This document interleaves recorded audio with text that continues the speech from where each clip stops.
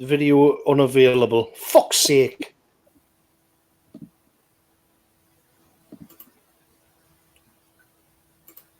So what other options have you got your end on the StreamYard?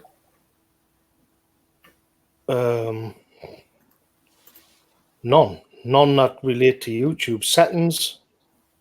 That's just microphone and stuff. Yeah, in my subscriptions it says live now, but when I click on it, it says video unavailable.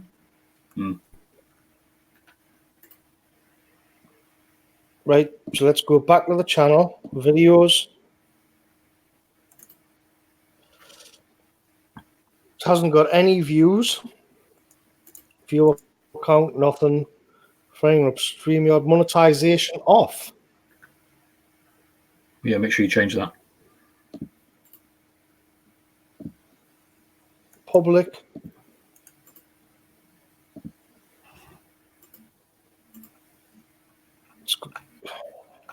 Yeah, it still says video unavailable.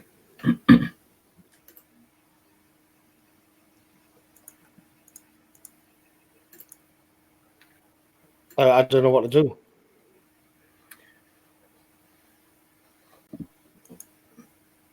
I mean, I'm not sure what to say really, because I can't see what you can see your end. I mean, you can maybe do a screen share and we can have a look, but it seems pretty simple. I mean, I doubt there's going to be that much more that you won't be able to see.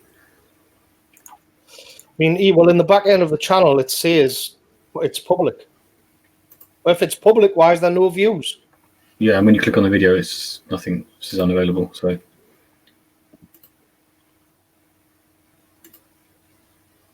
yeah, well, it's not public. Why is it telling us that it's public when it isn't? Monetization has been switched off again. Why is it view on YouTube public when it isn't? Right, yeah, we're live. Monetization has been switched off again. Mate, we're live. All right. I've clicked on the video again and looks like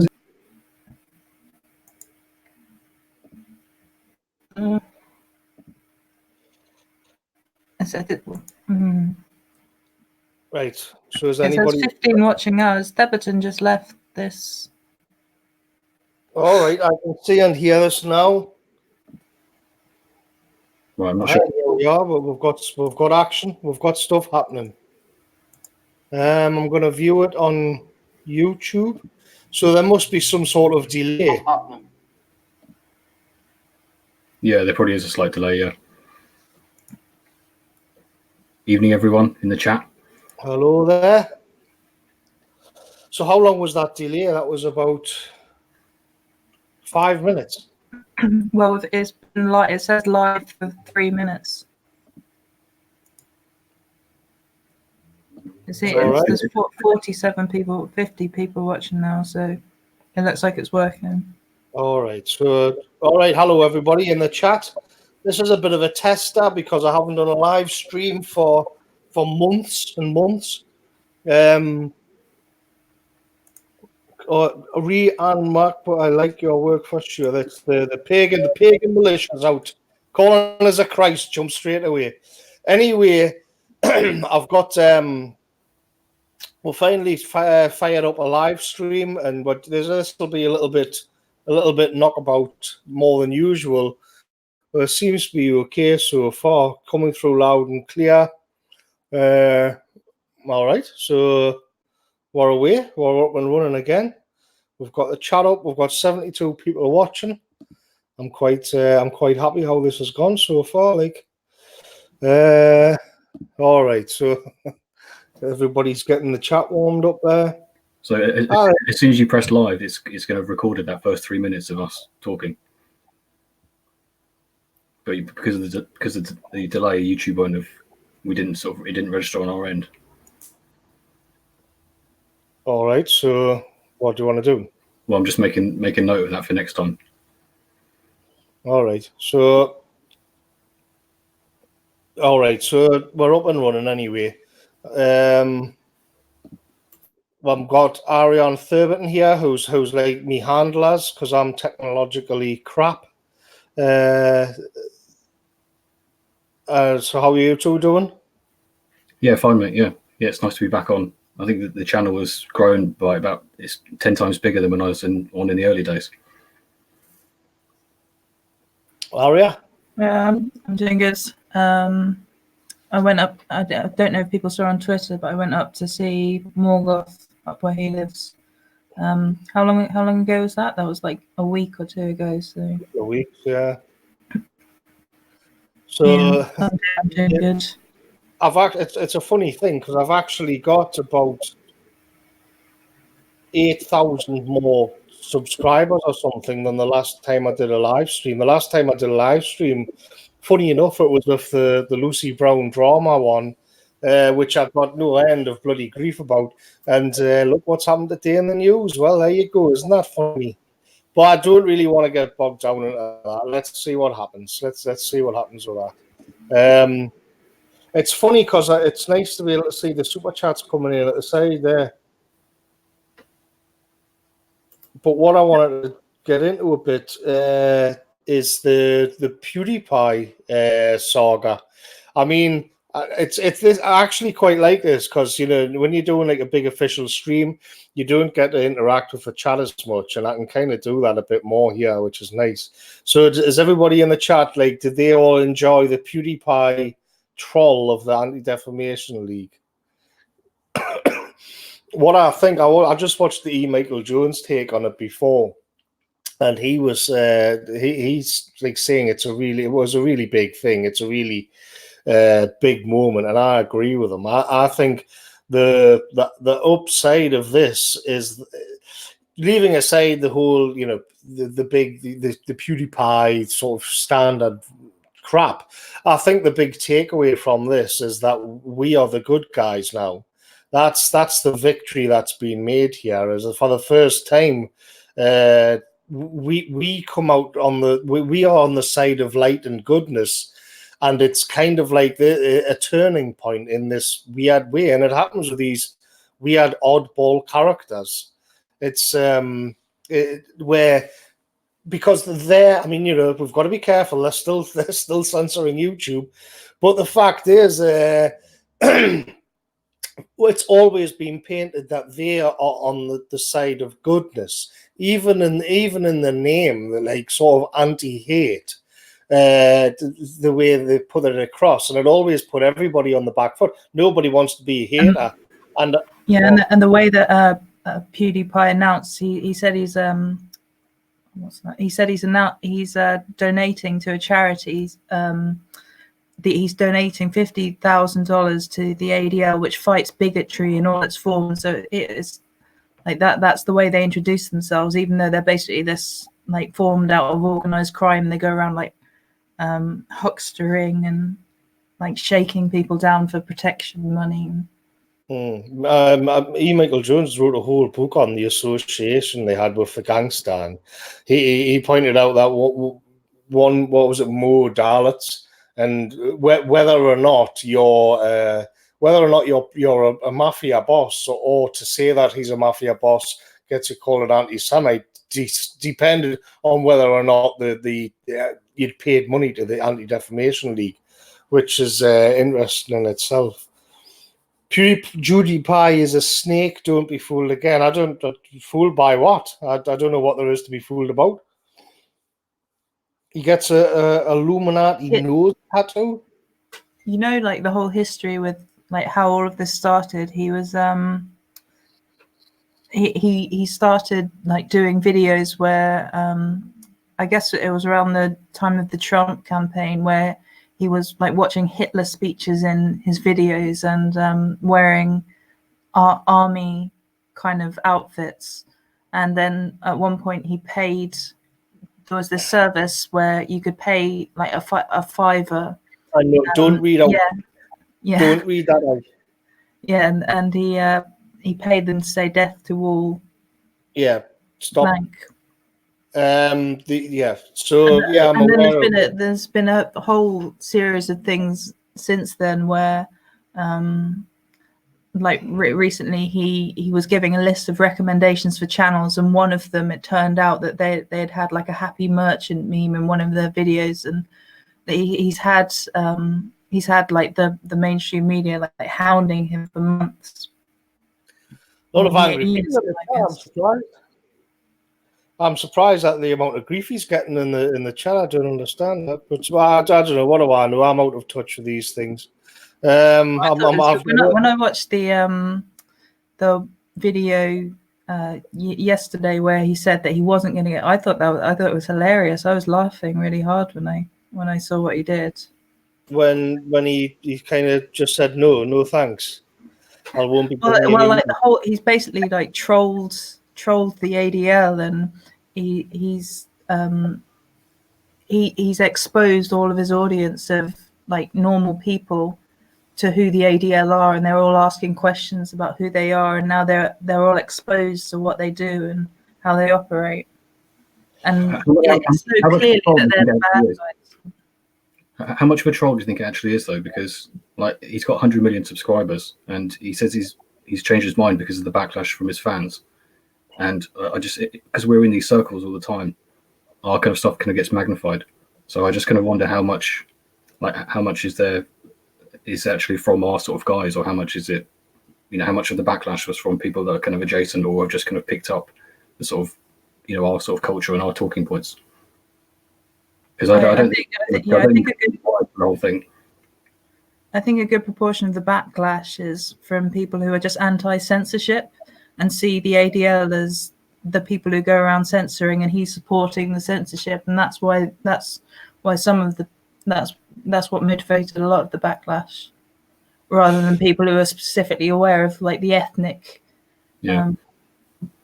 I mean, I'd say it's more the general change in public attitudes towards these big weird NGOs, because there's more of them as well. I mean, I hope not here. It's sort of the little brother of the ADL, and they are absolutely despised. They've got 90,000 Twitter followers, and their tweets get like 10 likes and stuff. And you think if they are on the right, if they have won the argument, and if they are the sane, rational position, which is just going after all of these extremists, then why are they so despised by so many people? And I think what interests the PewDiePie thing. I mean, I don't think I've ever watched one of these videos, but I'm certainly not interested in that kind of content.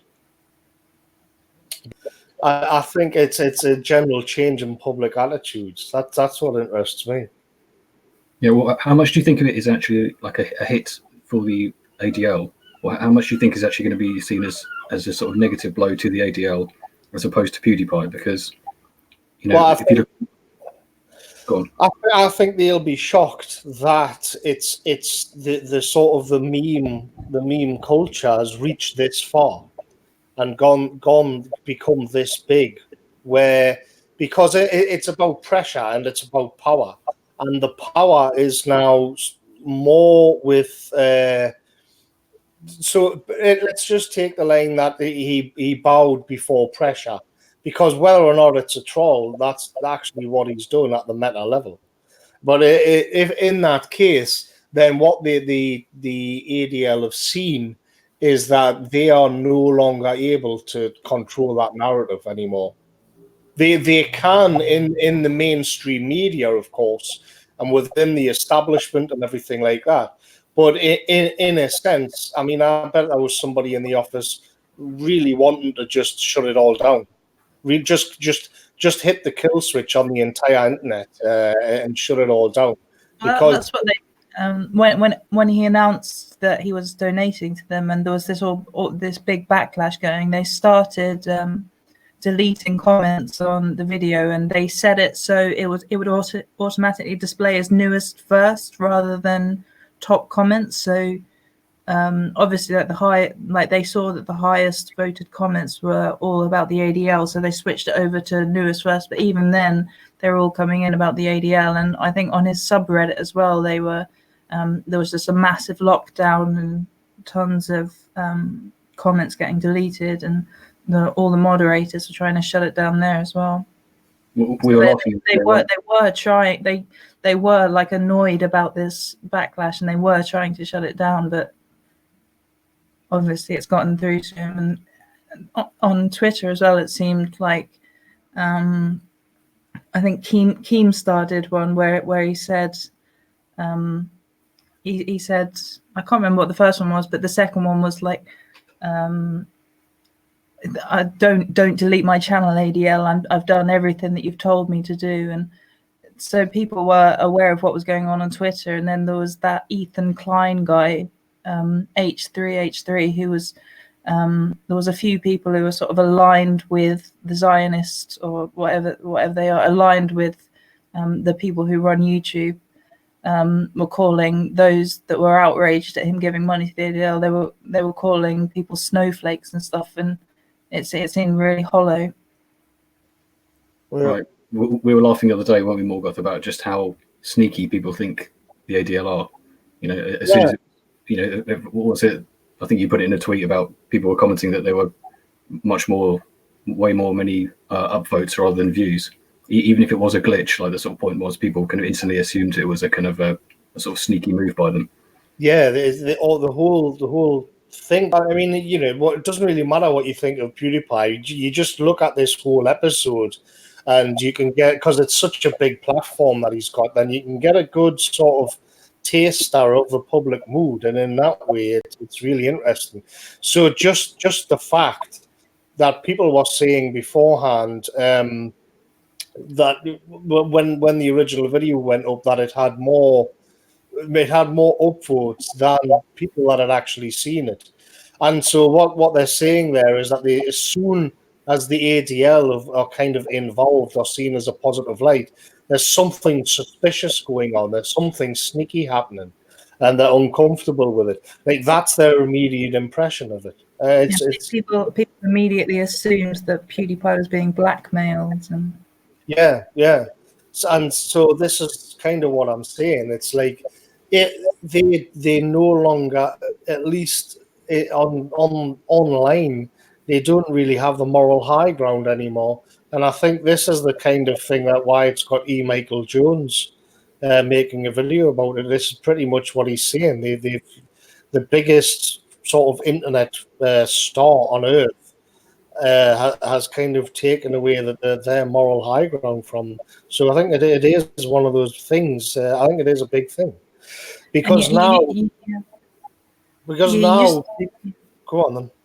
I'm saying you just look at it now, and it's so absurd that this like corporate group that's grown out of organized crime has just appointed itself the people who are the arbiters of what you are and aren't allowed to say on the internet, and they've got positions on the boards of all these social media companies. And you look at it now, and it's so obviously absurd and wrong that they're in that position. But a couple of years ago, when they first did the Adpocalypse, it seemed like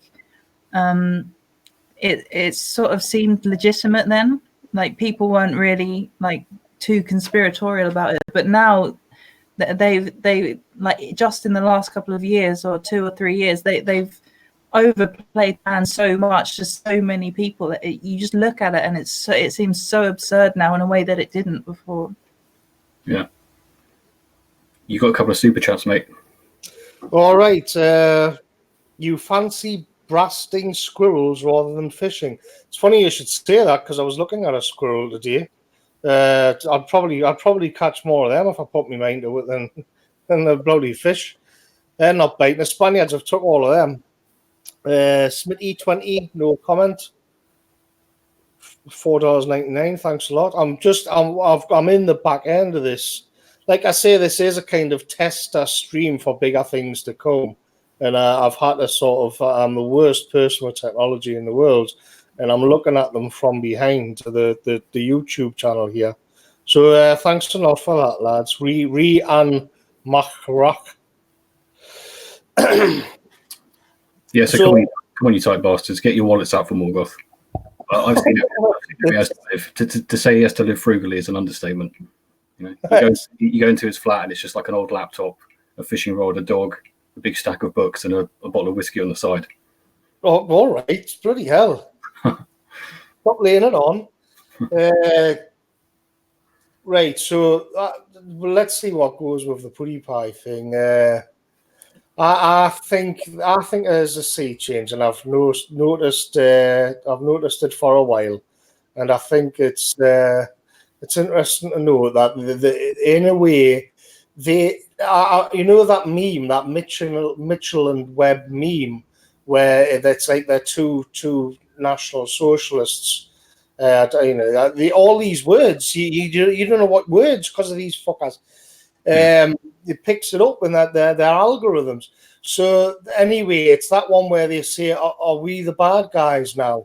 And the ADL won't be thinking that, but that is kind of the thing.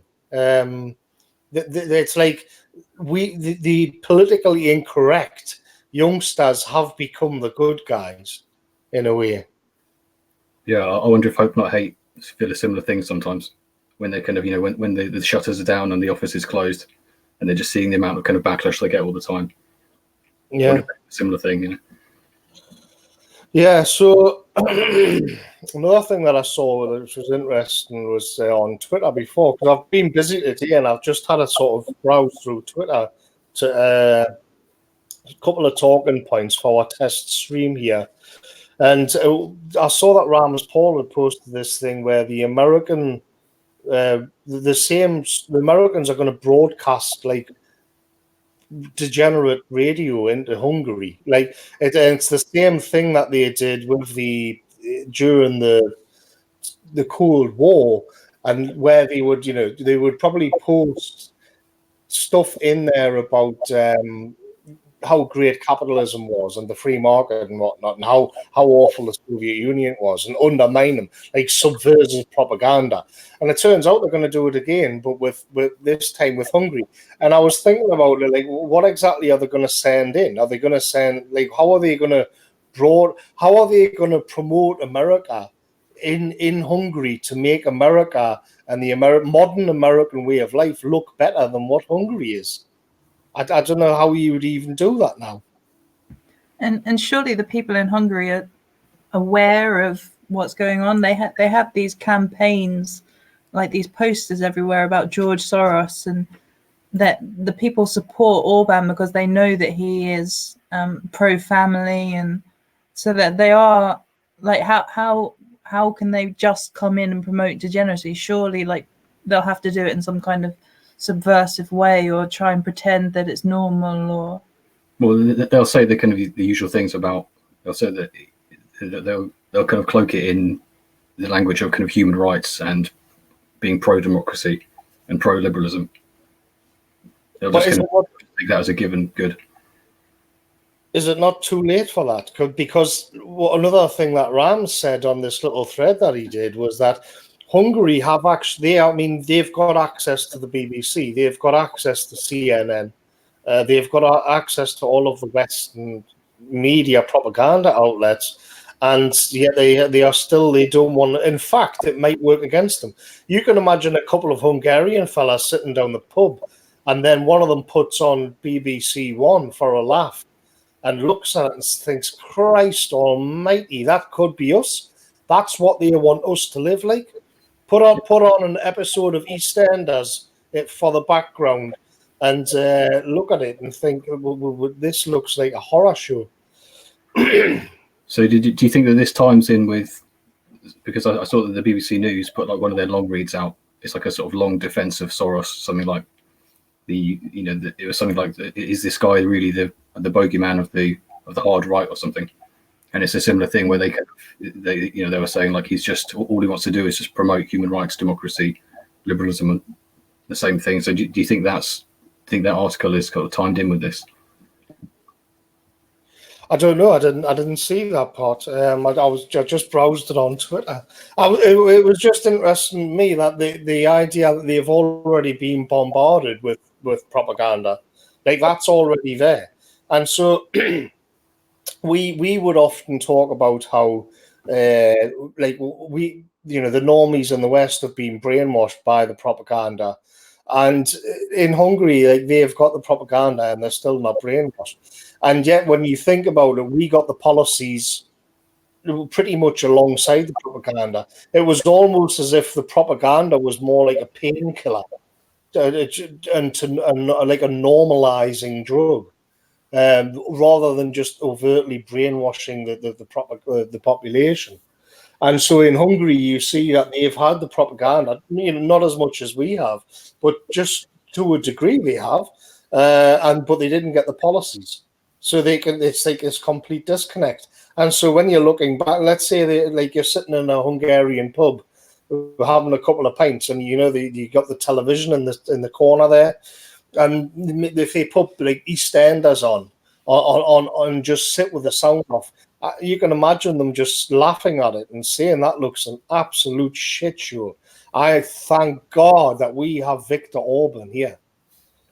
Yeah, and even EastEnders isn't anywhere near like an accurate representation of what the actual East End of London is like now.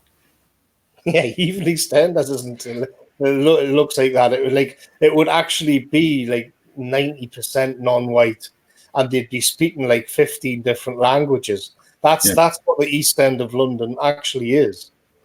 Yeah, schools with like 100 different languages, 200 different languages being spoken. 200 languages in a school. So yeah, I mean, I don't know how they would actually. What would they do? I can at least understand it if you're queuing up for bread, but I cannot understand what, like, the neoliberal machine. How do they convince people who already know the agenda and have rejected it? How do they then say like it's all so great? Are they going to say that, hey, look at these cool feminists with their purple hair and all these transgenders? Like, do you want loads of this? And they obviously don't. It's absurd. I cannot see how it would work. And in fact, when you look at, we're on about the Anti-Defamation League, what they're trying to do is it's the other way around. It's the West who's obsessed with subversive propaganda. That's what they call hate. So this YouTube channel, where you've got to be very careful of what I'm saying, is really from the eyes of the sort of the establishment in the West. It is itself the subversive propaganda coming from another direction, and the West's trying to shut it down. Yeah, and again with the PewDiePie thing, I saw that the BBC and lots of other sort of the standard mainstream media, they've reported on it specifically with the way they framed it in the headlines is PewDiePie, like, he cancels his donation to anti-hate group. I noticed that lots of headlines haven't actually mentioned ADL. They specifically frame it as, an anti-hate group, so that the average kind of normie is going to see that and instantly kind of, they're going to know exactly what they should think about that. Yeah, that goes into that thing that I said on the last stream that we did about this, about love, hate, morality, where they always define what they do as under everything that they do is under the banner of love, and everything that they dislike or that goes against their narrative, they define that as hate. Yeah, absolutely, yeah.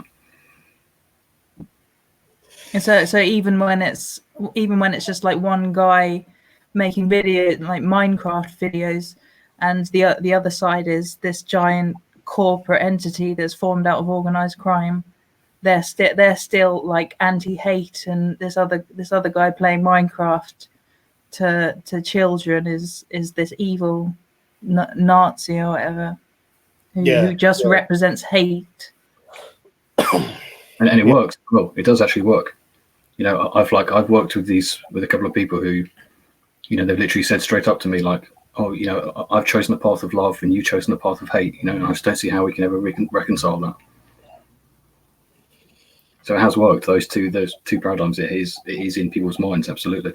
Yeah, even though it's just this really simplistic dichotomy, it does sink into people's minds and in terms of mass people, the mass man. Yeah. Okay, but then you're going to end up. We're going to have nobody ever accepts that they're the bad guys. So what we've got now is where people, like, say, PewDiePie's fans, but it's actually millions and millions of young people online because they're alienated by the mainstream culture, and then what you can think that both sides are then going to say, well, we are the good guys. And in the past, that might just be a few blokes on a forum and then having meetups in a pub somewhere Now you're talking about tens of millions of people. So it totally changes the dynamic. And so now you can have tens and tens of millions of people, and they will say, well, the ADL are the bad guys, which is kind of what's happened in this situation. So, and another problem is that where do they go once that dichotomy's been established? The people who are, let's say, the youngsters on the internet, the PewDiePie fans in this case, the nationalists and all politically incorrect and all this broad populist swathe, they are then these, let's say, the establishment are going to continue looking for ways to shut them down, and the populists have got no way of stopping the establishment. So it is just going to be every time they shut something down, they are going to reveal themselves more as sort of morally illegitimate in the eyes of the people they're shutting down. And there's too many of them now to sort of, you know what I mean, to silence entirely. We've passed that certain threshold. I said it in a Bitchute video a few weeks ago. And you wonder when they're gonna are they gonna because they're not just gonna give it all up, you know. They're not gonna let us have free speech. Let's just keep it on YouTube with free speech and stuff. They can't let us have that because it'll gnaw away at their narrative. So what do they do next? What's their next move when censorship becomes self-defeating for them? I think at that point, in the past, they tend to, like, some people may allege that they do like false flag shootings or to change the narrative. Yeah, I've heard that one of the ways to sort of get through to people, especially in the sort of Anglo world, is the appeal to the lack of freedom of speech. Because I think even if you remove all of the ideology, I think there are a lot of people who, especially the sort of in the British, who kind of have this. They still hold that as they still kind of think they have it, and they still hold it as a high sort of moral principle. So I think, you know, even if you're not ideologically clued up, just appealing to that, a lot of it doesn't sit well with a lot of people. Right, I'm just having a look. I'm just having a look at the super chats, and they don't. Before you said that, how do you think that the kind of liberalist or like classic liberal people deal with the fact that it is like the ADL that has the power to do this is an ethnic interest group that has appointed itself censors of how do they just say? I see some of them saying that the ADL is like this censorship group, but how they just never address the fact that it is an ethnic interest group. And if anyone denies that, all you have to do is go to the ADL Wikipedia page and read literally the very first line of the entry, and it's specifically they just sort of skip over it. All the kind of people who call themselves centrists, they just completely ignore it. It's really awkward. It's a really awkward situation for them to be in. And it's it's their problem really. At the end of the day, I can't. I mean, we are kind of just. It's not a big surprise, you know. It's a real. I don't know how they deal with it. I don't know what they're going to do with it. I don't know. There was that meeting in Jerusalem recently with Barbara Lerner-Spector and Rothschilds and all these people from around the world meeting to decide a common destiny for their people, or deciding what's in the interest of their people. And it wasn't that long ago that Sargon of Akkad was speaking about how, white interests, that's such an absurd thing to say, yet these are like the most powerful people in the world who have established an ethno-state, and they're meeting together to decide what's in the interest of their people. And it's just like radio silence about it. They never, there's no jokes about how like the interest of their people is like a meaningless concept, or what all the things that he said about us, or he only speaks out against it when it's white people who want to. Yeah, well, of course, for us, it's been made illegal, though, in many different ways. It's actually a crime. Yeah, I I mean, you can watch. They just sort of gloss over it. I don't. I don't know how they deal with it. They don't. It's just absurd that they can still have so many people watching them and believing in this narrative when they just they're doing it in the open now. They're meeting in the open to talk about these things, and there's so much evidence about it, and there's still so many people who just like skip over it. And how can he still have this huge audience and all these people watching when he's so obviously just a liar? All right, so let's just get on these super chats because, like I said, this is a bit of a test stream, and I can't actually see all of what's been written, so I can't see the end of it. I'll sort something out better for next time. So I've got Ginger Roden for £3, no comment, thank you very much. I've got Happy D, I think it might be Happy Days, £5. Moggy, if you ever need an out, come and see in my private ethno state. I don't know what the rest of it says. Maybe I can do something with. Anyway, thanks for the offer, and you never know. Ree-Ann Mack is back again. Thanks a lot, everybody. I'm a programmer. If you want any help, me. Well, yeah, it does. It looks like it. It looks like I could do with all the help I could get. 3D neat drinks for the lads and lass. We are the good guys. Walk, Johnny J. Again, I think it's chopping everything off. I'll sort this out for next time. Thanks a lot there. Yeah, so as far as the centrists, and I did a video on Bitchute about it. It's not just like it. Another problem is that this is like their core value. This is what it's all about. It's all about. Not you've got the collectivism and you've got the free speech thing, and they won't take them both head on. But I do think there does seem to be some dissonance going on. But it's kind of like we have to do all the heavy lifting for their ideals. You know what I mean? Yeah. But it's like the thing I think you said before. I'm not sure if you said it in a video, but about how the truth is like a kind of black hole in the sense that it kind of warps everything around it, and just to cut this hard reality, whether people like it or not. When you sort of get the closer you get to that, the more it kind of warps you and sucks you in, and that's obviously what's happening with There's obviously been tons of the kind of centrist types who would have sort of stayed in that area as a kind of what's the word, as a gateway to us, because of the truth is so kind of hard to deny if you're actually honest with yourself. I mean, it's interesting to think about this, the idea of defending free speech, which, to be honest, they all do, all these centrist types, these, but I mean, I pay attention to Spiked Online quite a bit, and it's always the easy battles that they pick, but what happens when, in order to defend free speech, you're called like fascist pig or an anti-Semite? What happens if that's the cost? What happens if you want to defend free speech and you're called like a racist and all the rest of it? I think I think that's already happening, isn't it? Well, is it? Yeah. It's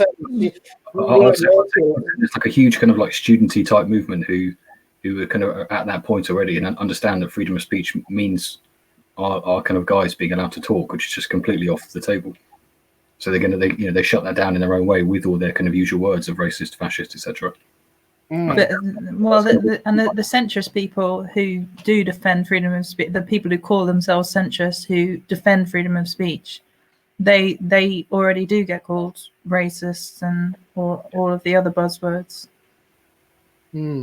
Well, that's fair enough. I mean, I do see them as being part of this wider populace in relation to somebody like PewDiePie. I do see them as being in this wider populist kind of internet thing. But you know what they're like. They're like the Arcadians on 300. They're kind of, you don't send them in when it gets really hot and heavy or any really heavy duty kind of arguments, but they're good for taking down SJWs. Yeah. Yeah, I mean, I'm not sure you follow Spike more than I do, but I mean, yeah, like you said, they always seem to kind of go after these sort of easy battles, and I just wonder how long that can last, you know. Another thing is they never really have like a sort of natural state of man argument, you know, like a core thing. I mean, Brendan O'Neill's been great on Brexit. That's really why I've been reading his stuff on Brexit, and then you see on the site there's some other things, and you kind of click around a bit. But I think on the main ideology, they've been cooked by Quillette, which is a sort of fancier version.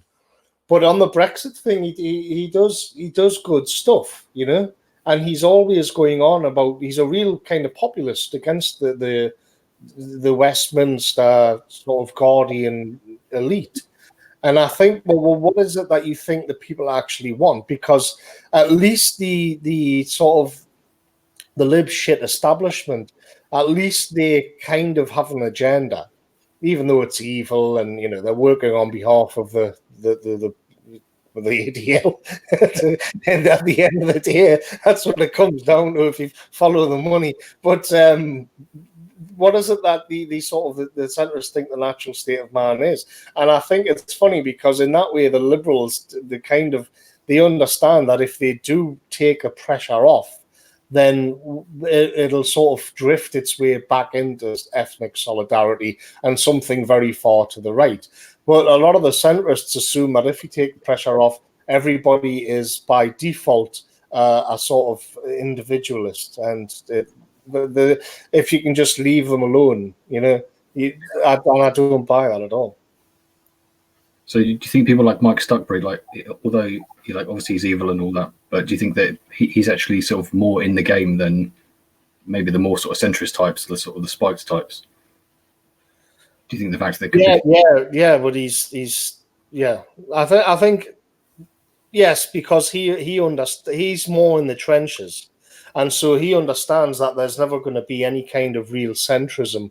It's going to be one extreme or the other. Another point of it is that for a lot of the people who are in deep with the establishment, with the globalists, and I would include Mike Stuchbury in this, and his ilk, is that they've got right to be fearful of losing this because they've got themselves in so far. I can understand it, but in someone like Brendan O'Neill isn't that far in it. You know what I mean? Let's just, and I'm not, you know, I'm not making any threats or anything like that. I know what he's like. All you've got to do is take a look at his bloody Twitter feed and see the replies that he gets. If his side of this loses, it's not going to be that nice, I think. That's how extreme things have got in this country. Yeah. And I think it's like the people like Delingpole and Brendan O'Neill, they must have like tons of our guys in their replies as well, telling them kind of what's going on or posting links. Like there's no way they can ignore all of that constantly on Twitter. Well, they work for Breitbart, which is a that was basically founded by Netanyahu, and there's articles about how it was born in Israel, so they must know the score as well. Yeah, and you look at the Breitbart comments, and people are sort of getting increasingly pissed off. Don't they just have a blanket ban on, like, whenever someone tries to bring up certain topics, they just censor the comments? And on Breitbart, I don't really go there. Yeah, I've seen lots of people in Morgoth's comments saying they've been banned. Their second account, third account's been banned for talking about. Well, I've been banned from Breitbart about 15 times, and it was I was just being banned all of the time, and I mean, I've mentioned this before, but I got banned so often from the Telegraph and Breitbart that what I did was set up a kind of Tolkien-esque avatar name, so that when I came back on, people would know it was me. So, you know, it would all be these kind of, all my avatar names would sound like something from Tolkien. And the last time I got banned from Breitbart, somebody came down, like a mod, or could have been the Telegraph, And they were like, why didn't you just go and set up your own blog? And I did. And it just so happened that I was me thing at the time was Morgoth, and I named me blog Morgoth's Review. And so that's how it started. And now, of course, I get me balls battered off all the Christians asking why I've named myself after Satan. Like, is there something sinister behind all of that? And there isn't at all. I mean, it could have been worse. At least I didn't call it. At least I wasn't stuck on Frodo.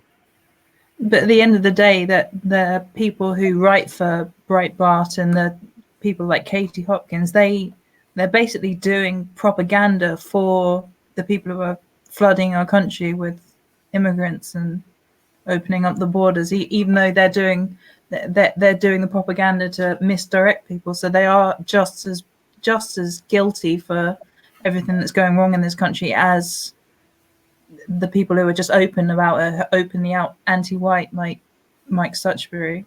Yeah, well, that is the nature of the kosher sandwich, though, isn't it? Yeah. I mean, that kind of is what it is. Those people, the Tommy Robinson, the Katie Hopkins, that is the other side of the bread. I mean, that's the other thing that's happened today is that I was just sort of thinking about how it was all like hijinks and fun with the whole PewDiePie thing, and then you got like Tommy Robinson Crusoe coming out of jail with his beard on, and I just thought, all right. I mean, I've said my piece, and I don't want to sort of just make all of this content where I criticize them, and I'm not going to do it here either. I just want to say that I'm just kind of bored with it. And I think it's much when you see what Laura and Mark have been doing with these Laura's what the We Were Never Asked project. I just think that's so much more valuable than whatever's going to come down this like cult of personality.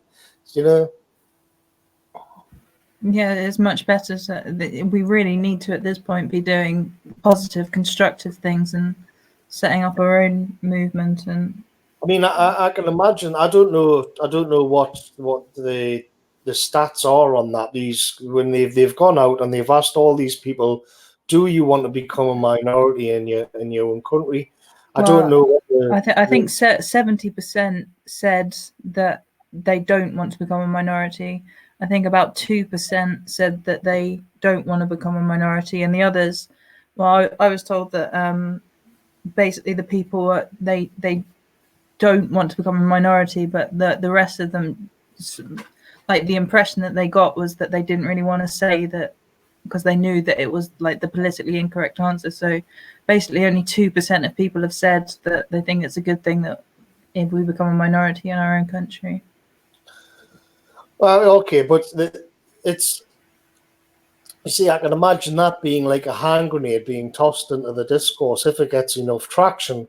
And whereas when it's it's the total opposite. Like she did that in response to there was that it was like an Indian guy who was pushing around and his poll was getting published in the Guardian where it was like 90% of people think that immigration is a good thing or something, and then Laura goes out and does this actual real survey and finds that it's the exact opposite. Yeah. And I think the wider point is that when you do that kind of activism, because everybody gets, when are we going to go out and make a change? When are we going to get off the internet? Now, that's all well and good, but what it's I think when you can see what Laura's done, what's great about it is that she isn't the story. The statistics and people's what people are thinking on the streets is the big story here, not Laura herself. Whereas with Tommy, it's always like Tommy's the story, and this is what I could do. I just thought like, oh, here we go again. But did you notice I'm not going to go. I don't want to get too bogged down on that again. Like, did you notice in that video that hit piece that they did on Mark Collett, where they were talking about, oh, we love Tommy, we care about Tommy, all our support is going for Tommy.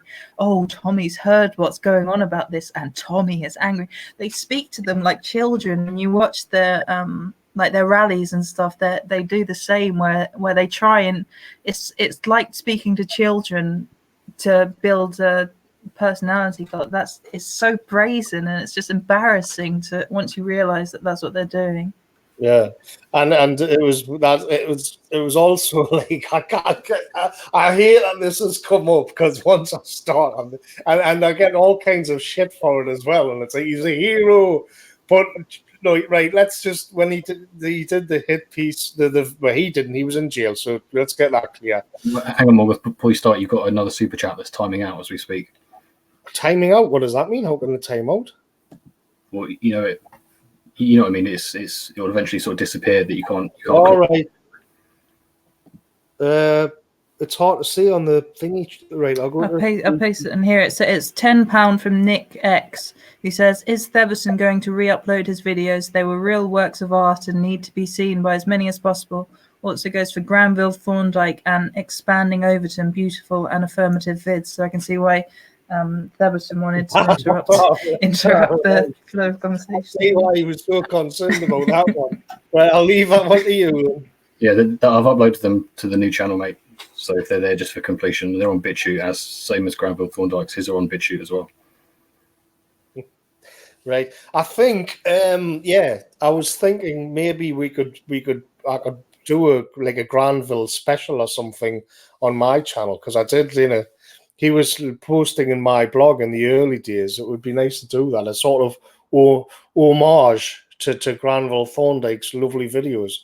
We'll see. But on the other, just getting back to the other video, when it was like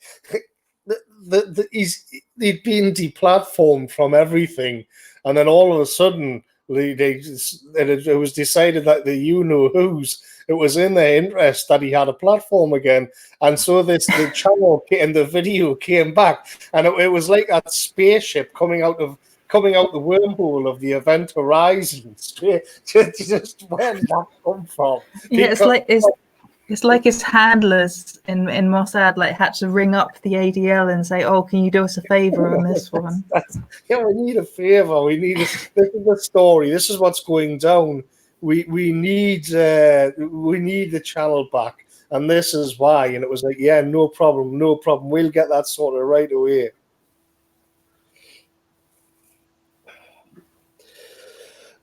Right, so we've got some dead air there. Maybe we can take some comments from the chat, as it's a bit more of an informal one. We don't normally do that. Does anybody have any questions in the chat? I don't know if there's a delay in this chat. So there's a couple in there slagging you two off. Really? Where?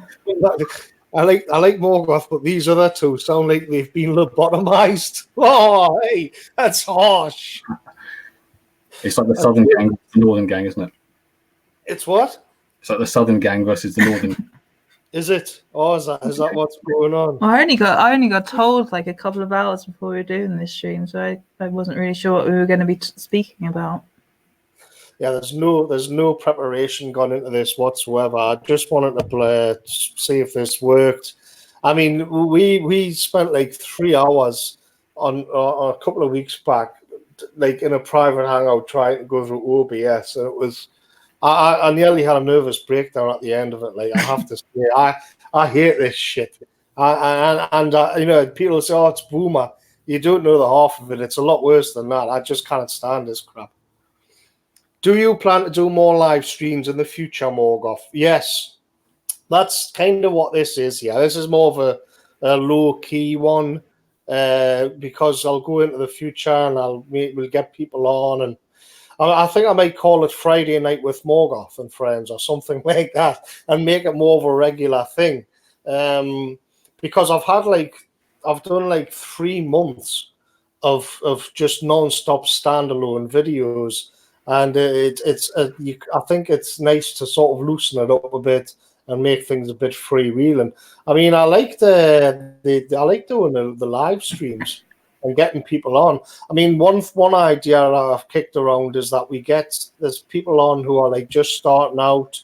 I get emails and stuff. I got a one off a lad the other day saying, "Can you get us on a live stream? Because I've got a channel." He's called Otto or something. I forgot.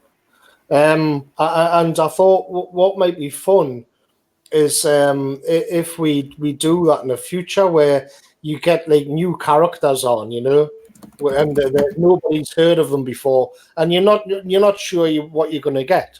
I think that would be quite good to do. Yeah, I mean, possibly it could be. It could just open the floodgates, though. Like, I think you'd have to do a bit of research, or maybe talk to them in private first, as opposed to just let them on to your 20,000 sub channel just completely fresh. Yeah. Oh well. Yeah.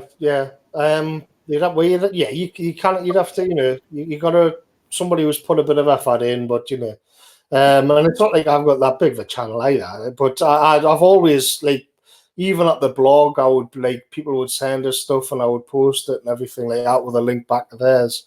But I just like to sort of kick the shit around with the lads as well. And when you're doing just non-stop solo videos, it's something that gets missed a bit. And I'd prefer to live stream on my own channel than on other ones as well. So it's a better crowd. Someone keeps asking you to talk about Jonathan Bowden. I don't know what there is to say. He's becoming. I mean, there's he has become like a sort of mystic. I've just saw that Countercurrents has something that there's a new book out or something, and Bowden's become more like this nationalist mystic, I think, and for most people, he is the entry point because it makes it cool to be on the far right, and he would just say it like that, just to be on the far right, and Bowden does make it cool. I mean, I just look through my Twitter followers, and there's endless amounts of sort of parodies and memes of Bowden. Follow me on Twitter, and you too as well. It's just this general thing, and it is great. I mean, as far as his ideas, you cannot really fault it.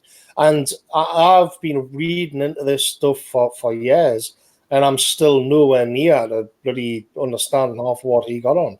But because what's so great, of course, is that he would sort of intertwine a speech on Nietzsche or Heidegger or something with what was going on, in the current. It's 10 years ago now. What was going on in the politics of the day? Yeah, it's really unique. And still, you can listen, even if you've heard them all hundreds of times, you can still put on any of those speeches, and there'll be something new which you missed, the previous time, and something else that you appreciate fresh again when you listen. Yeah. Keith Woods or Riot. Keith Woods will definitely be coming on. I mean, well, I know for a fact he is. I spoke to him in private about doing live streams again. So Keith will definitely be on. You got 2 more super chats, by the way. Oh, bloody hell. They're in the private chat. Private chat. Oh, hey. Oh. Lady Rotha. There she is. There's me lady. She never misses a stream. 15. Oops, I missed the start. That was us panicking because we didn't know how to get it on YouTube. Sam Sheridan. Thanks a lot, lady. Sam Sheridan, £5. Do you see UKIP making any kind of comeback if there is a general election? Party politics isn't my strong point, but I think it's funny because we give the centrists a hard time of it, but they do seem, in regards to people like the ADL, they do seem to be the least cooked in that regard, compared to For Britain, who I had high hopes for, and then who else is there? I don't know. You've got the Nigel Farage Brexit party just crushing everything. Hasn't the new UKIP leader, is it Richard Brain or something? He came out. He was speaking out against anti-white racism and speaking out about how the society is rigged against white people, and that's pretty cool. But I can't see UKIP. They're sort of finished after what Sargon did to them, aren't they? Oh no! Well, yeah, it could be. I mean, the Brexit party isn't helping at all. maybe I don't know. Maybe they could. I don't know. But What do you think about the Brexit Party? I don't like them. But it's just every day they seem to be posting about how, oh, look at our new candidates, and they're all like Nigerians and Indians and like former communists, and it's just non-stop shit from Brexit Party. It's a total joke. Yeah, it's like the TP UK thing, isn't it? It's like, let's not do we're against identity politics, but here's like a ton of candidates which are sort of playing directly into that, or identity politics for everyone else but whites. I mean, it's in this regard that I was talking about Laura and then about what Mark Collett's got coming up. This the new organisation which is still in the works, which he was talking about the other night, and so it'll be nice when we've got our own thing to show, rather than like looking at other groups and saying, well, what are they doing? What are they doing? But it'll be nice to say, well, we are doing it better and we've got our own thing, and we're gonna nudge that along. That's how I see it going in the future. Who do you think would win if there was actually an election in October? Who do you think would actually win right now? I've got no idea. I think the Conservatives would probably come out on top. It's just the way that the voting system in this country works. It's just rigged in their favour, basically. Yeah. And now with Brexit, they're going to present themselves as the party of Brexit. They would take it, I think. All right, so we've got Red Dips. Hey Morgoth, I know this sounds retarded, but have you seen They Live? It's been way more relatable since the rise of neoliberal global homo phenomenon. It has, and it's come full circle. Now, of course, I've already sort of used up all me. Is this about They Live? Yeah. So have you seen the?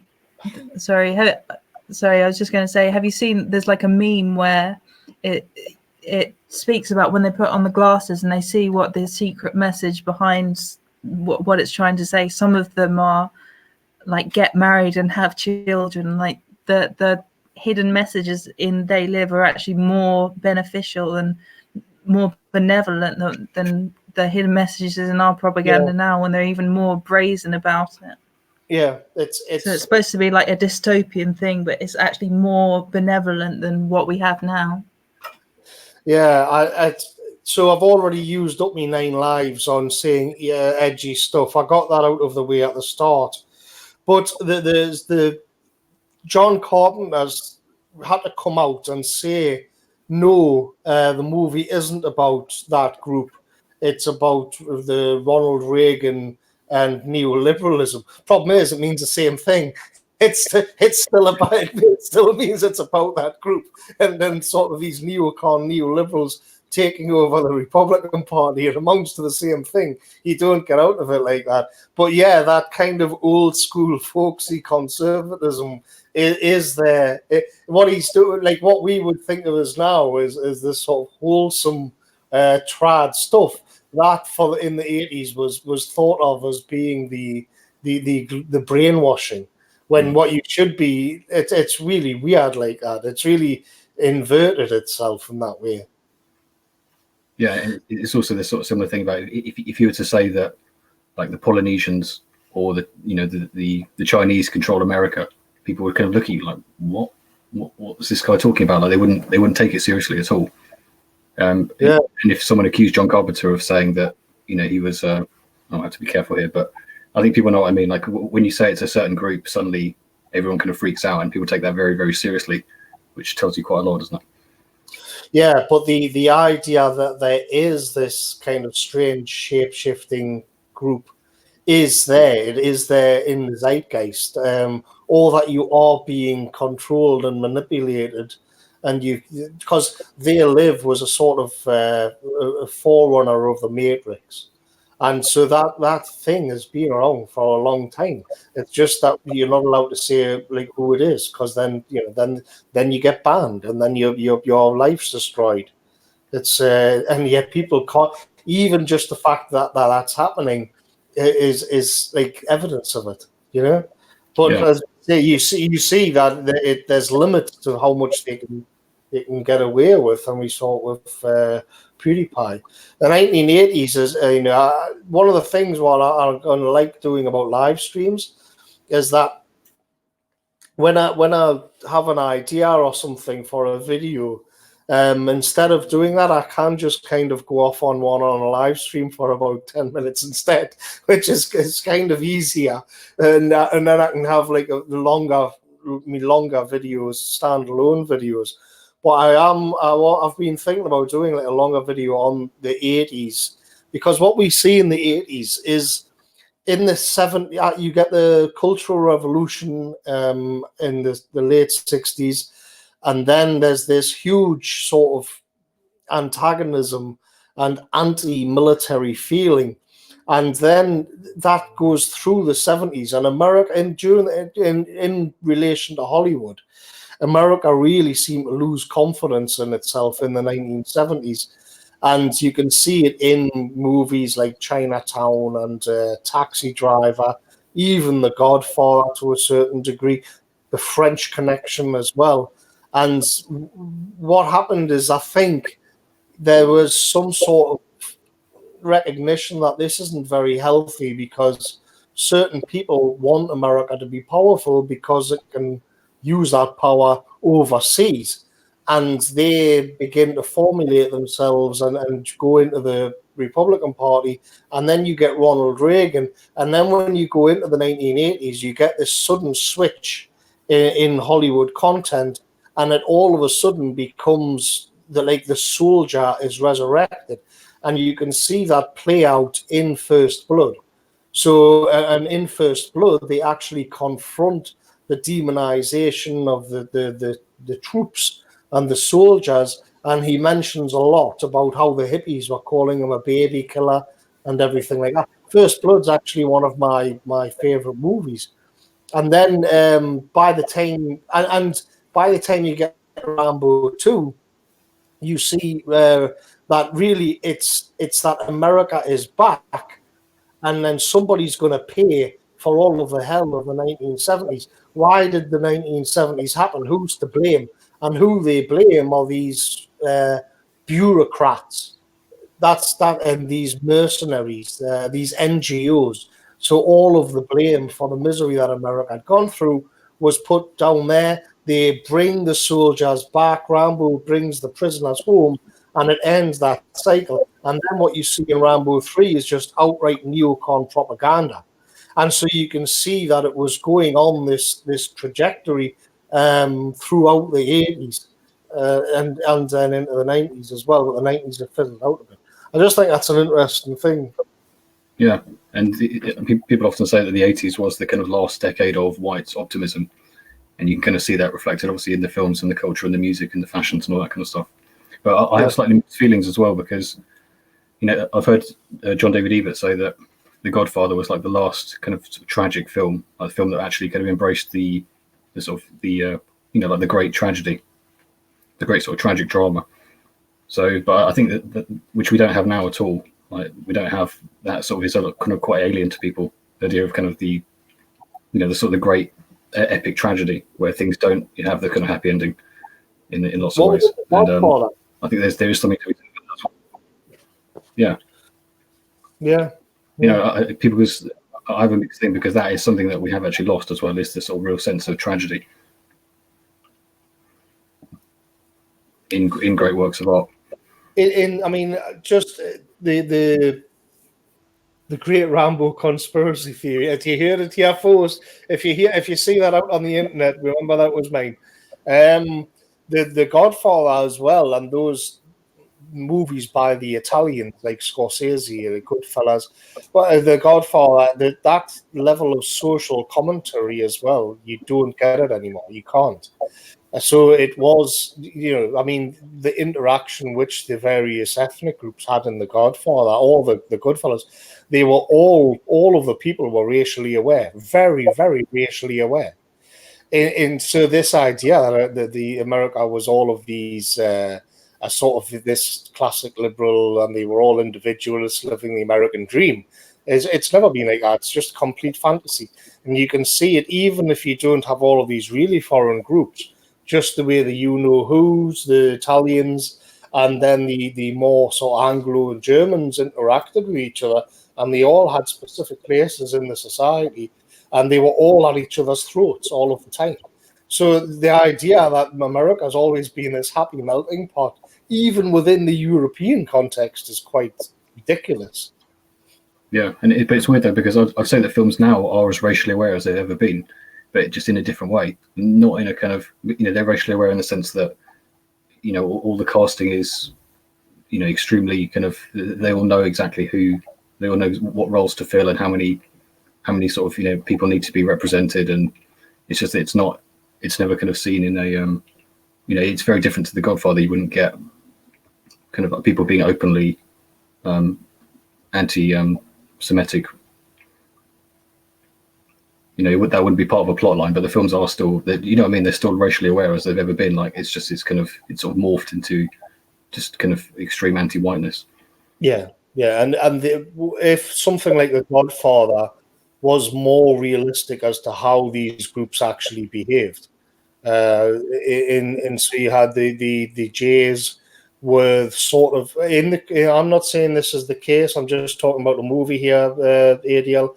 That they were like the people who were best with money, and then the mob, the Italians, were like the muscle, and then you would have the Irish and is in the roles of police, and then it was like the Anglo, the wasps, who actually had their hands on the institution of power and in government, and they were the feds and so on.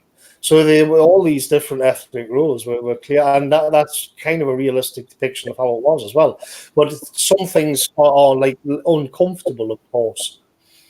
There was actually an attempt by the Italians to set up their own sort of anti-defamation league in the 1970s because they were so tired of being lumbered, and sort of this is a different thing where all of them, the mafia, the mob, it wasn't actually as Italian as the Hollywood movies depict.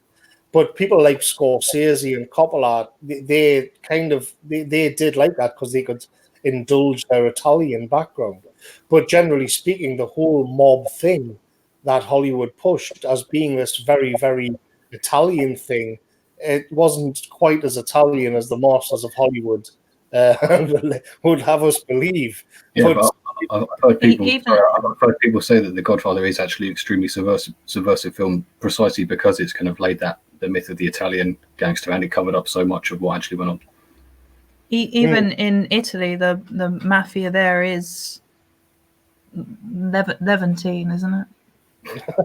I don't know about that. It's mainly Sicilian. It was descended from Sicilian clans. I mean, it's easy to go all the other way and like sort of white knight for the Italians. I think there was an element of both. But at any rate, they were both in it to rip off the sort of Northern Europeans. Casino is a good one because you see all three groups. In Martin Scorsese's Casino, this was another blog post that I never got around to making. But what's interesting about Casino is that you can see the Jays and the Italian mob, and then the kind of good old boys who aren't cooks. And the language that they use, I can't possibly say the kind of racial slurs and stuff they were using in Casino. I can't say that anything like it on YouTube. And again, they were all had their own interests, and they were all put in together. And it's a sort of three-way war between like the muscle, the people in local government, and then the people who are actually the money men. Let's say the money men. That's the money masters. Yeah. We've got another super chat, Darren Harrison. I know Darren. Hello, Darren. £5. Thank you very much. Arya needs to make a death pun.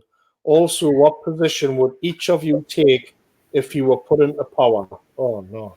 Oh, that's an in joke that we have. So honestly, I'm getting a bit sick to death of that, I guess I should say. What is? I don't know what it is. Yeah, it's an in joke. You wouldn't understand. Also, what position would you? I guess what would you be? Iron dictator, Morgoth. Yes, pretty much. Pretty much. It's one of those things where I could just go on and on and on and on and on. But I cannot see it on YouTube, and I cannot live stream on Bitchute. But yeah, there'd be big changes. What about you, Theberton? I don't know. I saw that. I really don't know. I guess I'd have a higher up would kind of deem that for me and put me in the right, in the sort of suitable role. Morgoth, where would Theberton be in your cabinet? Probably culture or something like that. We sort of have the private joke of unlike the worm tongue character in Lord of the Rings, aren't I? Yeah. So, all right. So if there was us three in a government, I'd probably put Arya in charge of justice because she can be a bit psychotic, and then I'd put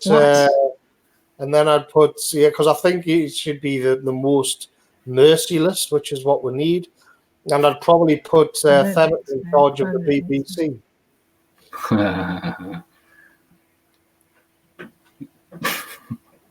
There'll be some changes around here. Oh, hey, look at the chat's flying away. Right, what we got next? I'm not sure. I don't have any prep. I don't. Like I said, this is a bit kind of unrehearsed. Did you have anything else to talk about? What's that? Talk about that. I don't know what. Where would you lead your death squad first, Morgoth? Jesmond or Gosforth? It's all the same to me. I'm out in the sticks, mate. Well, not Gosforth. These are two areas just outside of Newcastle, which I don't go to. Jesmond's full of students, so that would be the first place, I think. Would you delete the last few series of Doctor Who? I don't know anything. I think so. Yeah. Well, I haven't watched them because the answer I've in advance I knew that the answer to that question is yes. I really hate literally everything. Everything on TV now is just like kids' TV. Yeah. It's not. I don't actually watch TV or own one, but also I'll give a shout out to my good friend Tony Hayes, who's a long-time commentator at Morgoth's blog, and probably the number one authority in the country who wears a little hat and who doesn't. And he often sends me clips of things that he sees on TV, and it is when you're not in that kind of, when you don't watch it at all, it is actually really surprising. It's not just what's said; it's just the very fabric of everything. It's not that it's dumbed down either. It's like literally everything is like a kind of sort of baby food version of what it should be. Everything has been sort of like chewed up and regurgitated and sort of it's kind of fed back to you in like a completely sort of sterilized, harmless way that like nothing about it can ever be taken the wrong way, or no one can be possibly take any sort of offense to everything. There would have been a time when you look at sort of TV in the 50s, 60s, maybe earlier, when it was like kind of mainly sort of upper middle class, mature, educated white blokes. What we have now is just this kind of like literally everything is like the kind of kids version. All right, so I've got a couple more. There's a lot of questions coming in. Thoughts on Nick Fuentes? I like him. I think he's funny. I don't have time to watch like really long live streams and stuff, but you've got like I sometimes come across these little clips of him going off on our one, and I like him. I think he's funny. He's funny, Nick Fuentes. Yeah, I'd love to be able to talk like that. I would sound a bit weird if I did, but that kind of really quick rat tat tat tat kind of patter, I don't have that. But he's won. What was it on the YouTube censorship he did the other day, calling out or a week or two back? I saw a clip, and he was calling out the kind of the conservatives for not standing up against ADL censorship. I thought it was just brilliant sort of stream of consciousness. Yeah, he's okay, Nick. No problem at all. I was going to answer that. Yeah, there's another one, and it says, have you seen the original Lost in Space or Once Upon a Time in America? Lost in Space was on Channel 4 when I was a little kid, and it had Robbie the Robot, but I was really I'm actually not that old. I certainly not to see it the first time round. I don't have much to say on it. There was a classic one which reminded me of what was the sci-fi film called with Leslie Nielsen where it was on a planet? It was a Planet Terror or something? Forbidden Planet, wasn't it? Forbidden Planet. That's got a lot of strange ideas in it. I might revisit that one sometime. Take another look at that. I think there might be some interesting things to dig into in that one.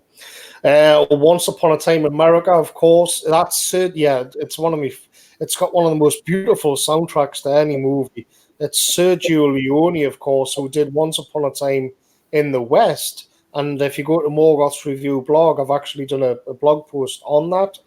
And Once Upon a Time in America is the Little Hats gangsters. And yeah, so it's funny because that's one of those movies that kind of sunk without a trace. It's become more of a cult classic, even though it's a masterpiece. And it's the content of the movie is why Hollywood didn't exactly shower it with praise and awards. So just again, when I came to that movie late, and I've always liked me movies, and I think I was about 22, and I thought, hang on a minute, this movie's amazing. It's got Robert De Niro in as a gangster, and I've never heard of it before, and that was a real mystery to me, especially because it was so good. Well, of course, you understand. You understand why it was memory hold to some degree, at least. Yeah, I can't see the words award-winning now without just seeing them surrounded by brackets, just echoing into infinity. Oh, I just got another one. I'm reading the ones with. Have you seen the? I don't watch anything on Netflix at all. I don't have Netflix or anything like that. I've got nothing like that at all. I did hear about one. They did a documentary about the family, where it's basically a conspiracy documentary about this Christian organization that's like this Christian hidden like secret society that's supposedly governing world events. And Netflix that's all they seem to do these days, is just pump out these obviously like Levantine propaganda or anti-white propaganda. And what they did another one before that as well, where they were getting all these black people fired up, and you can go on Twitter and see about how they've just seen this thing on Netflix and now they hate white people. And yeah, I remember that. And that, yeah, what was that called? I can't remember the actual show. I think no, but they've done a few like that anyway. And before that, they did Dear White People, which was another. It's just like non-stop, just anti-white propaganda. And I think lots of people probably know at this point, but the founding CEO of Netflix is, we probably spoke about this before on a live stream. I think he's like the great nephew of Edward Bernays, and he's also related to Sigmund Freud. So they're like these old small hats who have a history of like programming people through mass media. And yeah, I think the one, I can't actually remember what it's called, but the one that you When They See Us. Someone said When They See Us is what that was called. I thought it was the one about those 5 blacks that raped that woman in that park and kind of.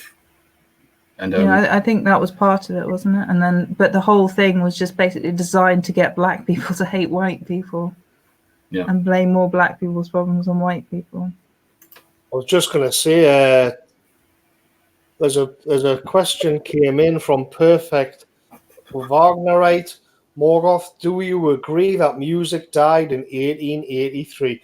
Now, Theberton's the one for this. I don't think I would go that far, but I know where this is coming from, and so does Theberton. So I'm going to hand the whole thing over to him because he's going to have a field day with it, aren't you? Well, yeah, what he's referencing is Wagner essentially finishing classical music. And yeah, I can see what he means. Yeah, you if you wanted to sort of draw the lines in the sand, you could say that he sort of took it as far as it was going to go, and everything after that, you could sort of see as kind of the birth of modern music. Yeah. That wasn't that part of that series on Spengler where he was talking about how once culture goes through a certain cycle, it gets to the end where it goes through the zombie phase of the cycle, and Wagner was right at the end of that, and he took everything that was He just did it all over the top, even though the culture at that point was in its zombie phase. So it's even what's weird is that it's even sort of embedded within Wagner. It's as if Wagner was telling the story of that process in itself, and it's literally called the Ring Cycle. It was like the last hurrah of what we now consider classical Western music. Yeah, but also the sort of the European ideal. You've got German idealism. Of course, it did have a kind of resurgence in a virulent political form in the 1920s, 30s, 40s, but all of that comes from German idealism. And Wagner was sort of he ended it. There was nowhere left you could go after that.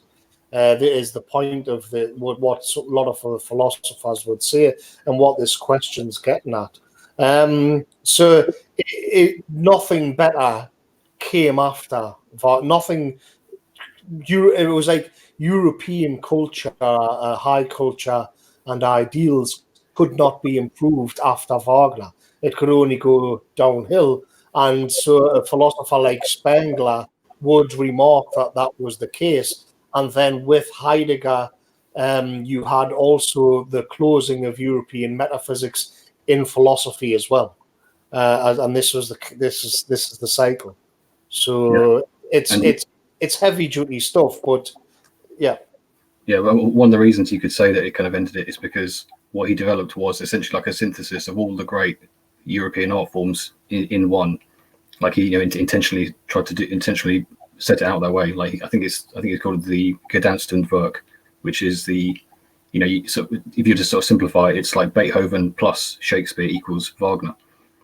So there's lots of people who, he's often sort of cited as being sort of conceptually it's like the birth of film in some ways. I mean, film is interesting because it's a kind of like stacking of all the other art forms. So you have obviously you have kind of literary script, you have acting, visuals, music. All of it is kind of stacked in one place. It's why it's like, arguably some of the most sort of powerful art form, certainly in terms of like propaganda. And so, of course, in the late 19th century, that's what Wagner kind of took to its sort of highest point, really. With the sort of combination of like a Shakespearean style tragedy, that kind of level with the sort of the kind of most intense and sort of grandiose and sort of laden with myth type music, and it was a real sort of culmination of all that. I mean, on a related question, somebody put J.R.R. Tolkien despised Wagner for using the same source material. I don't see how he could despise Wagner just because Wagner got there first. I've not actually heard that, and I've never heard that before. He sort of unconvincingly denied that he was influenced by Wagner's Ring Cycle, but I don't think a lot of people actually kind of believe that. There's obviously like a huge influence there. I mean, that's not a criticism, just the way it is. Yeah, and somebody else, White Owl Morgan, did you watch that Twilight Zone episode, The Obsolete Man? No, I get really a lot of suggestions, and I can't look at it. But I mean, does anybody know what that's about? Because I've got to say, when I see a title, The Obsolete Man, it does like I can see why somebody wants us to watch that, because it's the kind of stuff that I would moan about quite a lot. I can see what's in there. No, I'm not actually familiar with that. What's that, Theb? No, I just said I'm not actually familiar with that particular episode. If I read the description of it, it might jog my memory, but I can't remember which one it was. Somebody says, have I seen Logan's Run? Yeah, a long, long time ago. Is that the one where they kill you when you're 22 or something? Yeah, with the sort of the gem in the hand or something, isn't it? Yeah, I can't. Dark City, there's a good one. Yeah, Dark City is an underrated classic, and it's strange because the Dark City was crushed by the Matrix, and they've got similar takes on it. But the Matrix in Dark City, they're making the city up. In the Dark City, you've got these alien creatures whose world is dying, and they're this kind of parasitic race, and they're in the shadows. But then each night they change reality, and it's one huge sort of gothic city that they've constructed. And then each night it all changes. All of the architecture changes, everything, and there's somebody who can see through it and sort of gets to the bottom of it and solves it all. And it turns out it's this race of mind benders who's playing tricks on humans, and keeping them enslaved that way. But for whatever reason, Hollywood didn't really promote it, but they did promote The Matrix. And because they were similar kind of movies, and The Matrix crushed Dark City.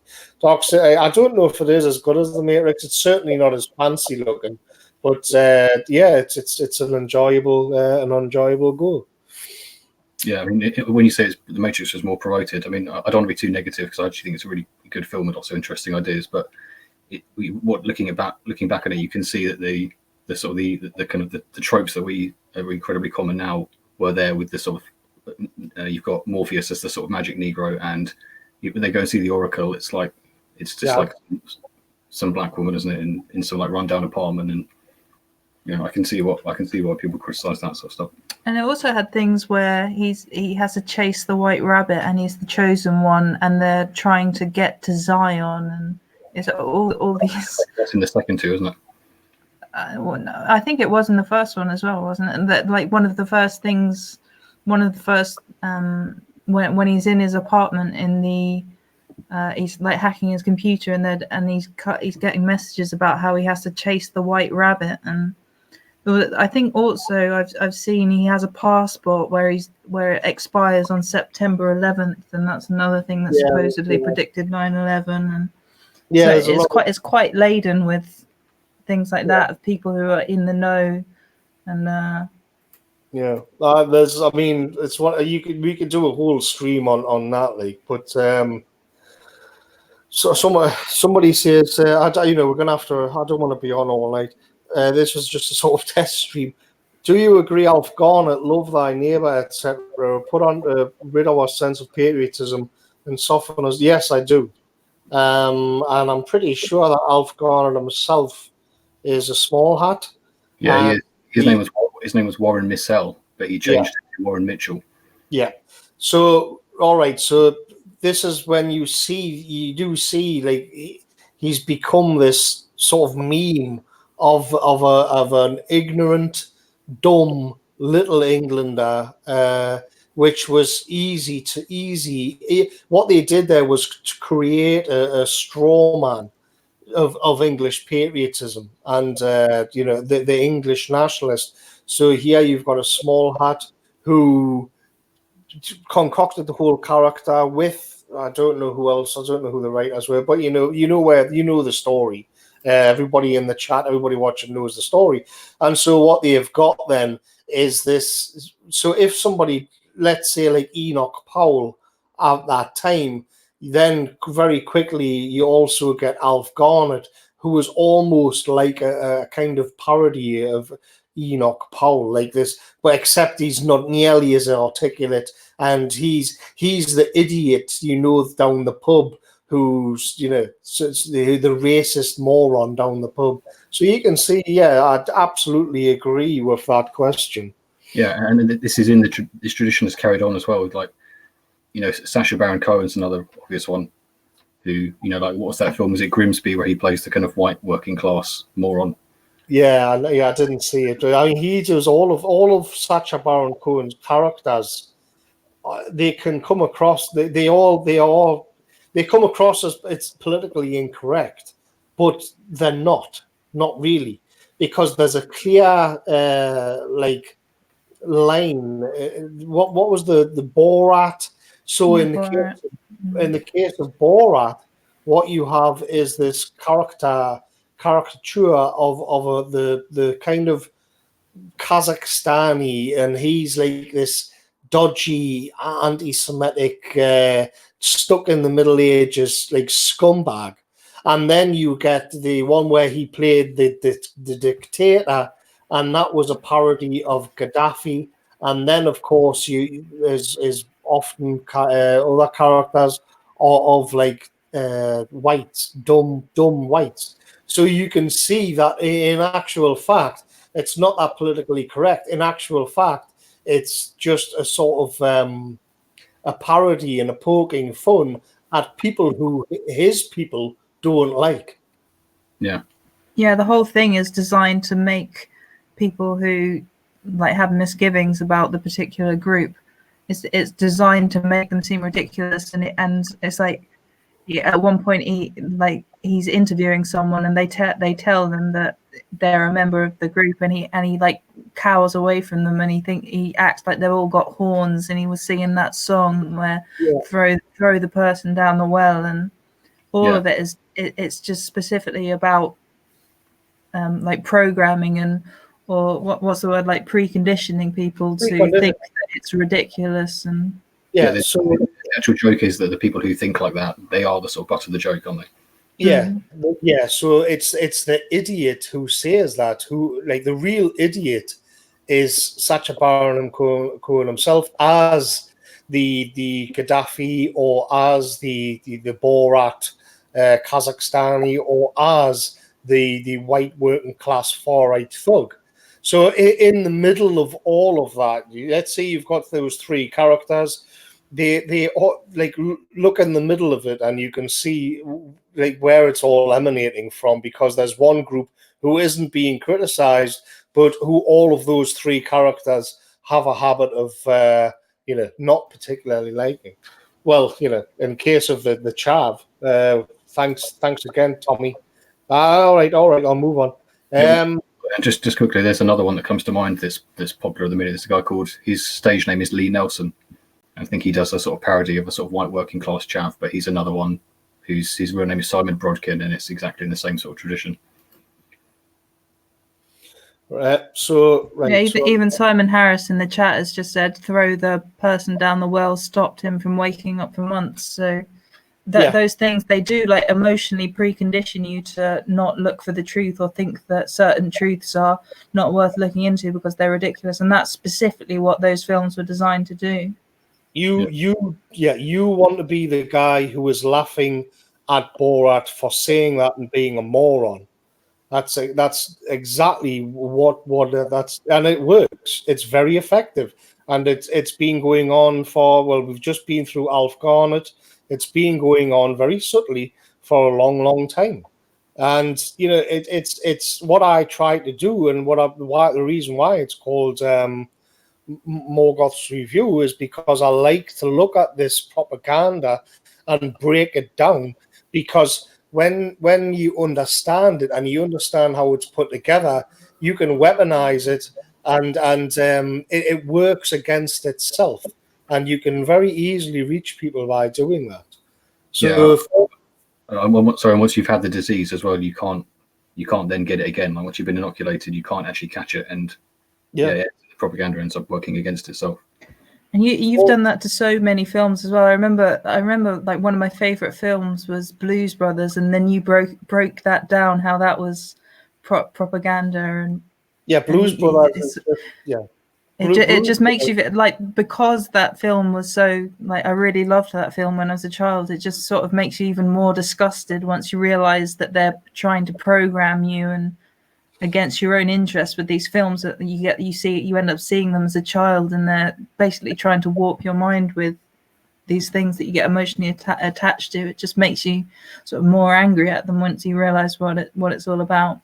It's so, I mean, just quickly to run through it, of course, the idea is that you've got these two brothers, these white cooks, and then you've got the black community in Chicago, and they need to find a load of money to save a children's orphanage for the urban youth of Chicago. And then they go on this road trip and do concerts.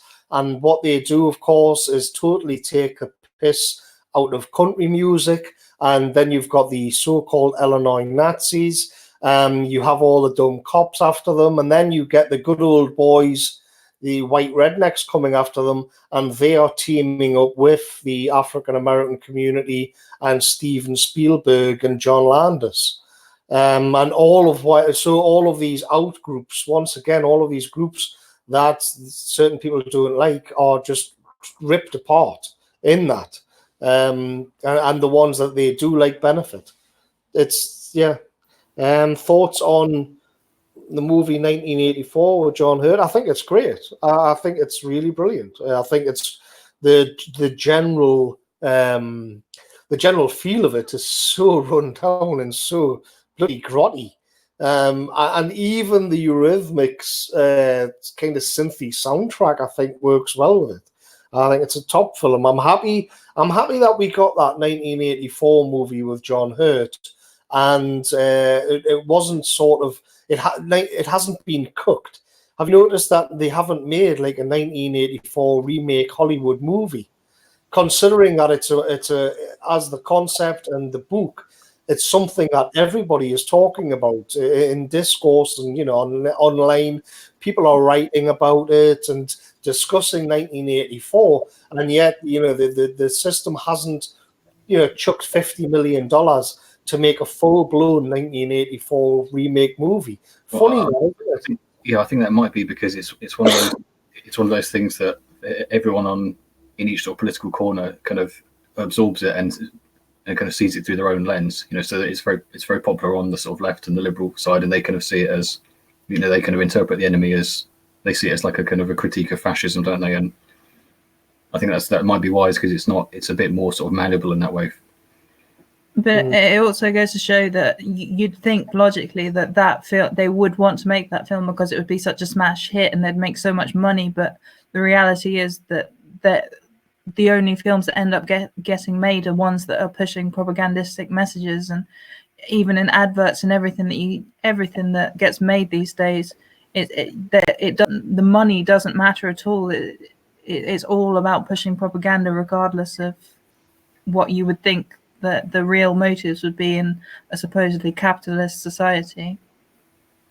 Yeah, I mean they could easily remake it with the kind of the far right as the kind of the big brother figures. Yeah. Well, they did, and I did a review of this one as well, and it was the same people behind the Matrix, and they are both transgender Jays now, male to female, and it was what was that thing called with John Hurt that they called it, and they had the Guy Fawkes mask. V for Vendetta. V for Vendetta was basically this. It's awful, and it's basically 1984 by the people who made the Matrix, but this time the West has been taken over by right-wing Christians, and they're persecuting minorities, and they even bring back John Hurt, and this time he is the big brother figure. I mean, I think that was so badly done that it's just a complete disaster. Yeah, isn't it? I can't remember Stephen Fry's in that as well, isn't he? I can't remember if he's sort of portrayed as one of the good characters. No, Stephen Fry's in it as the persecuted gay man. Ah, right, there we go. Do you know of any major studio that isn't laden with anti-white propaganda? No, there isn't one. It's as simple as that. We have to do it ourselves, and then not sell out if you're where you can go. Funny enough, where you do get is where the big battle was fought. Seems to be computer games, but I'm not an expert on that. But I have been told by young lads that the computer game scene is not very cooked, but I'm not really one for that kind of thing. Yeah, Arya will probably know more about it, but in terms of if he was referencing film studios, I mean, is there a kind of sort of still something uncooked in Japan? Arya, is that? Well, I guess for the most part, they are, because they don't have as much of a presence in Japan. But I have heard things before where there's people who work in like the anime industry where they are basically red-pilled and aware of everything that's going on, and some of them have tried to track down, and they see that certain things are getting massively more funding from basically Wall Street, and they track it down, and that there are like people from the tribe are trying to push certain messages through anime by funding certain things over others. and they Right. also have a central bank there. And after the Second World War, that they basically forced all the powerful people to convert to Freemason. They joined the Freemasonry, so they do have quite a bit of influence over there. But it is still that things do get made that are like just honest entertainment or yeah. Right. And it's funny over here, just as a slight tangent, it's really, you never, as we know, it's always the same in all the sort of the race mixing propaganda. It's always the same pairing, and it's people often point out, that you never see the kind of Japanese man, white woman, like they're not trying to sort of breed this kind of new race of like super goy. It's always although they do, I think I've seen it before. I think in Naruto or something, there's a black character who ends up with a blonde woman or something like that. So that it does like sneak its way in somehow to some of the biggest like series over there. Right.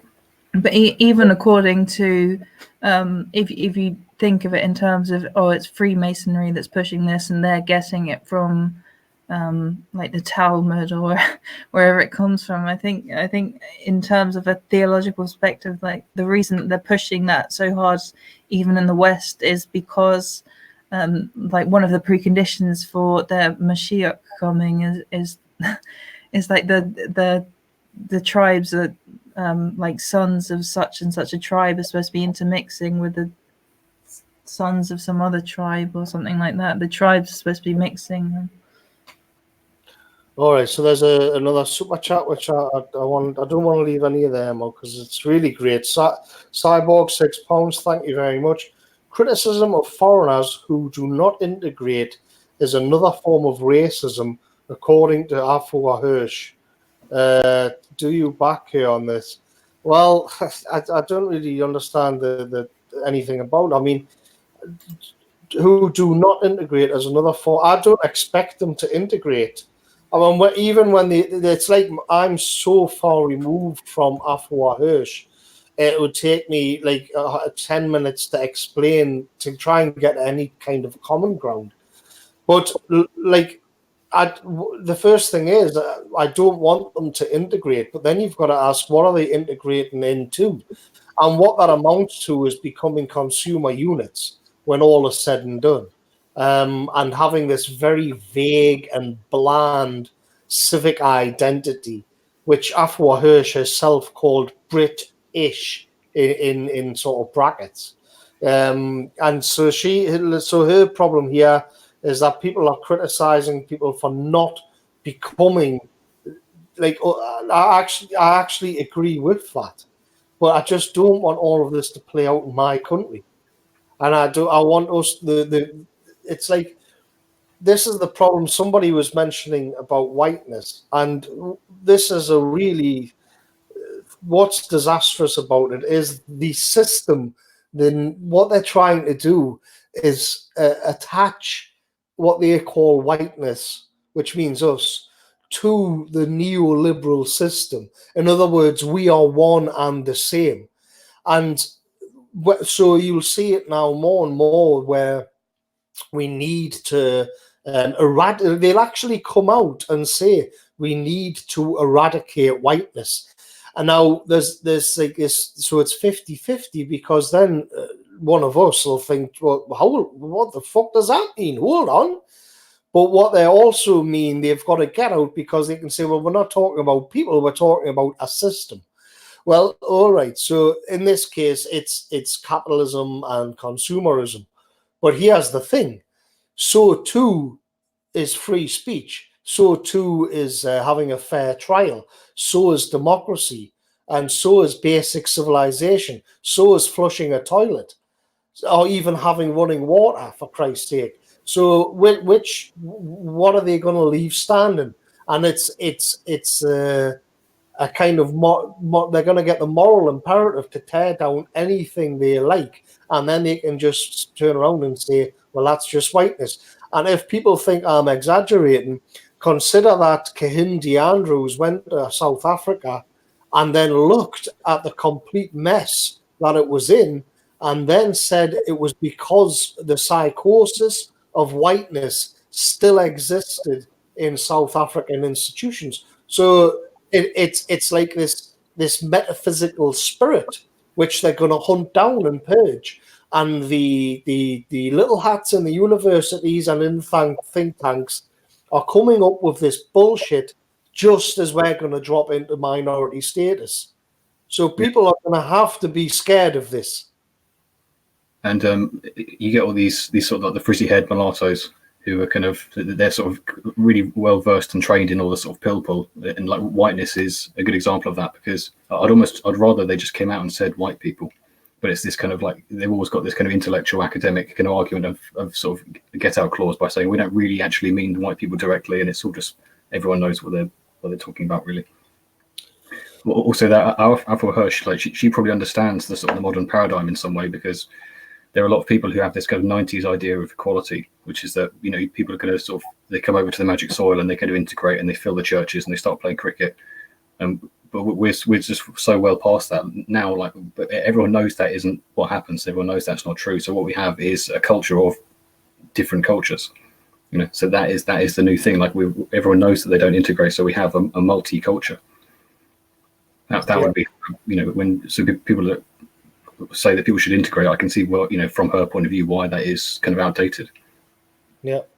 All right, we've got a couple of super chats. I think we'll wrap up at about 9 o'clock, because it was just a test run. There'll be bigger things to come. We've got MP5. Your thoughts on Jay Dyer or Mark Dice? I don't really know much about them, especially not Mark Dice. I'm not really into that American kind of scene. I don't really watch that stuff, so I can't really comment on you know, that kind of Trump sort of stuff. Jay Dyer is one of those channels where I always want to watch more of his stuff, but I've just never got time. I'm not really like that clued up on other YouTubers. I've got a few channels that I watch, and that's it. I'm not really an expert on the YouTube scene. But Jay Dyer, I think I watched him on GF about a year ago or whatever. And I think he's one of those ones where he comes out with some interesting stuff, and seems really smart, but I just haven't had time to watch his videos, so I can't really say. Niall's second channel, $4.99. Thanks very much there, MP, as well. That was €5. Thoughts on patriotic alternative? Would you ever consider being a speaker at something like this? Good show and great guest. Thanks a lot.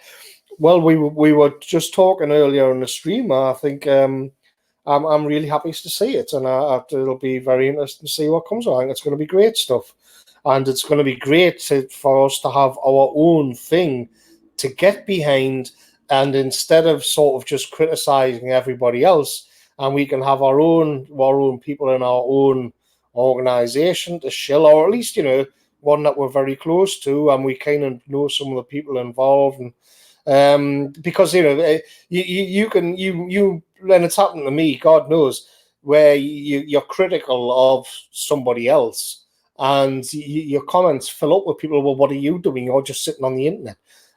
So yeah. In the future, there's going to be more. Will you be doing this, speaking at something like this? Yes, probably at some point I will. They're going to do it. Just going off what Mark was saying the other night, it's going to be like a north and south one. It could very well be that I show up at the northern one, so we'll see. One of the things, you know, people tend to think I'm a bit antisocial in this regard, but it's just that you've got to drag me kicking and screaming out of the northeast. I'm not much on traveling these days. So I think we'll take one more. What have we got? You should do a video with Dr. Edward Dutton. Yeah, again, I've heard that he's great. But he was at the events at the weekend there. I haven't watched his stuff. I know I'm terrible like that, but it's right. So I think we'll call it a day. I don't know, how do you switch this off? But, I'm not sure, mate.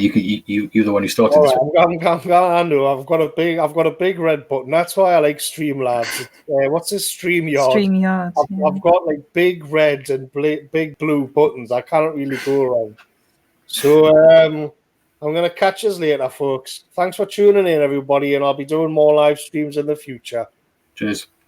See you Cheers. later.